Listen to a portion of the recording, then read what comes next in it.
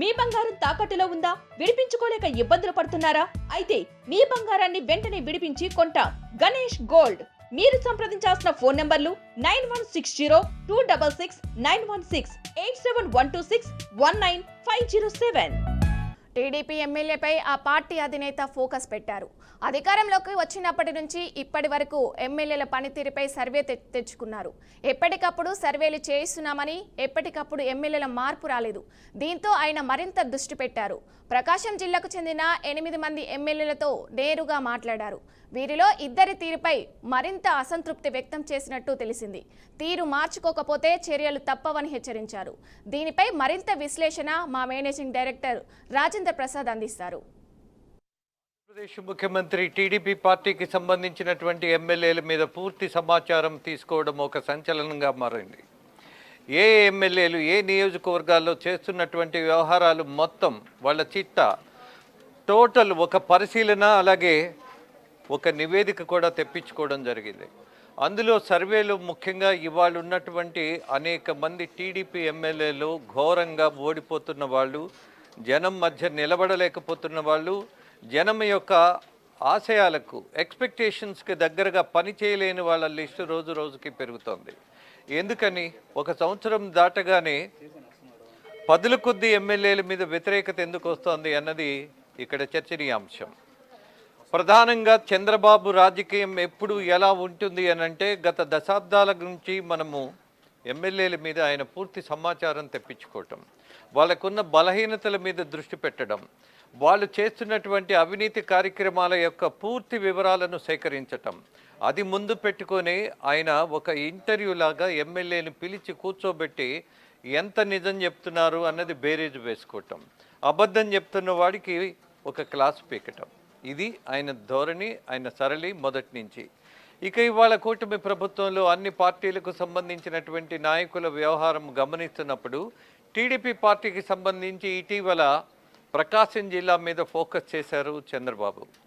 చేసినప్పుడు అక్కడ ఉన్నటువంటి 8 మంది, ముఖ్యంగా 8 మంది టీడీపీ ఎమ్మెల్యేలు ప్రకాశం జిల్లా నుంచి రిప్రజెంట్ చేస్తుంటే అందులో 2 రెడ్ జోన్లో ఉన్నారు. ఈ రెడ్ జోన్లోకి ఎందుకు వెళ్ళారు అన్నది ఆయన పూర్తి సమాచారం తెప్పించుకున్న తర్వాత వాళ్ళని పిలవటం, 8 మందిని కూర్చోబెట్టడం, ఒక్కొక్కళ్ళ యొక్క తీరు గురించి మాట్లాడడం, ఈచ్ అండ్ ఎవ్రీ పర్సన్ని ఆయన వ్యక్తిగతంగా పిలిచి దరిదాపు ఒక్క జిల్లాకు సంబంధించిన 8 మంది ఎమ్మెల్యేలని పూర్తిగా ఎండగట్టడం జరిగింది. అందులో గ్రీన్ జోన్లో ఉన్న వాళ్ళని ఇంకా కొంత మెరుగైనటువంటి పని చేసే దాంట్లో ప్రోత్సహించటం, రెడ్ జోన్లో ఉన్న వాళ్ళని హెచ్చరించటం, ఇది ఒక పద్ధతిగా, ఒక కమాండింగ్గా, ఏ మాత్రం క్షమించే దృష్టి లేదు, నెక్స్ట్ టైం మీకు టికెట్స్ కూడా ఉండవు అన్నటువంటి పరిస్థితి రెడ్ జోన్లో ఉన్నవాళ్ళు, అలాగే ఆ తర్వాత కొంతమంది వివాదాల్లో ఉన్నవాళ్ళు, వాళ్ళందరికీ ఇదే వార్నింగ్ ఇవ్వటం జరిగింది. సో ఇవాళ జరుగుతున్నటువంటి రాజకీయాలలో ముఖ్యంగా ప్రకాశం జిల్లాకు సంబంధించినటువంటి ఎమ్మెల్యేల మీద ఫోకస్ చేస్తే వచ్చినటువంటి సమాచారం 8 మందిలో 2. మొత్తం మీద స్టేట్ మొత్తం గమనించినప్పుడు 58 మంది రెడ్ జోన్లో ఉన్నారన్నటువంటి సమాచారం వస్తుంది. దాంతోపాటు గతంలో ఈ మధ్యకాలంలో ముఖ్యమంత్రి చంద్రబాబు తీసుకున్నటువంటి సర్వేల్లో మంత్రులకు కూడా ఆయన గ్రేడింగ్ ఇచ్చారు. ఆ గ్రేడింగ్లో వాళ్ళందరినీ తక్కువ గ్రేడింగ్ ఉన్న వాళ్ళని పిలిచి మళ్ళీ వాళ్ళ పనితీరును మెరుగుపరుచుకోమని ఒక హెచ్చరిక చేశారు.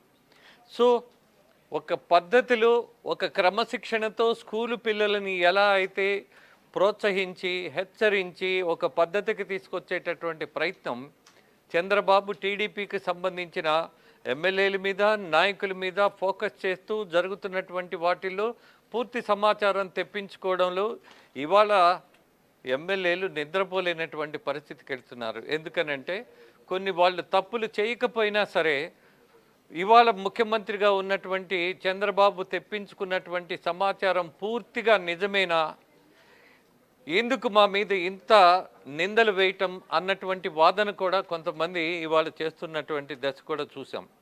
సో కాబట్టి ఏతావాత మనం రాజకీయాల్లో ఒక పరిణతి కలిగినటువంటి నాయకుడిగా చంద్రబాబు తీసుకున్నటువంటి నిర్ణయాలలో ఎమ్మెల్యేలందరూ ఒక హెచ్చరికతో, అలాగే చేస్తున్నటువంటి వాటిల్లో భయంతో, అలాగే ఇవాళ ఉన్నటువంటి ఆర్థికమైనటువంటి బలహీనతలో వాళ్ళ నియోజకవర్గాలకు కావలసినటువంటి ఫండ్స్ తెచ్చుకోవడంలో కూడా ఇబ్బంది ఫేస్ చేస్తున్నటువంటి పరిస్థితుల్లో కూడా కష్టపడి పనిచేస్తున్న ఆశించినటువంటి ఫలితాలు రానటువంటి దశ అక్కడ ఇక్కడ కొన్ని చోట్ల కనపడుతున్నది మాత్రం వాస్తవం. ఎట్ ద సేమ్ టైం ఇవాళ అనేకమైనటువంటి ప్రభుత్వ పథకాలు ఇప్పటికీ ఇచ్చినటువంటి పథకాలు సంవత్సరం దాటినా కొన్ని ఇవ్వలేనటువంటి పరిస్థితిలో బలహీనతగా ఉన్నటువంటి దశలో కూడా ప్రతి ఎమ్మెల్యే గడప గడపకు ఇంటింటికి వెళ్ళి ప్రభుత్వం చేసినటువంటి కార్యక్రమాల మీద వివరించటం, అలాగే వాళ్ళ దగ్గర నుంచి ఫీడ్బ్యాక్ తీసుకోవడం, ఈ తీసుకున్నటువంటి సమాచారాన్ని మళ్ళీ కేంద్ర పార్టీకి అలాగే ప్రభుత్వానికి ఇవ్వటం, ఇదంతా ఒక సిస్టమ్ని తీసుకొచ్చిన తర్వాత ఎమ్మెల్యేలు కొద్దిగా ఇబ్బంది పడుతున్నది మాత్రం వాస్తవం. ఎనీహౌ, ఆర్థికమైనటువంటి లోటు ఉన్నటువంటి ఆంధ్రప్రదేశ్ బడ్జెట్లో తీసుకునేటటువంటి నిర్ణయాలలో ఆర్థికమైనటువంటి తోడ్పాటు కోసం నిరంతరం ఆ నాయకులు చేస్తున్నటువంటి ప్రయత్నం సక్సెస్ కావాలని జనం భావిస్తున్నారు. నాయకులు కూడా అదే కోరుకుంటున్నారు. పదే పదే క్లాసులు బీకితే మాత్రం కొంత అభివృద్ధి వస్తుంది, పెరుగుతుంది అనుకోవటం కూడా అపోహేమో. ఆలోచించాల్సిన దశలో ఉన్నాం.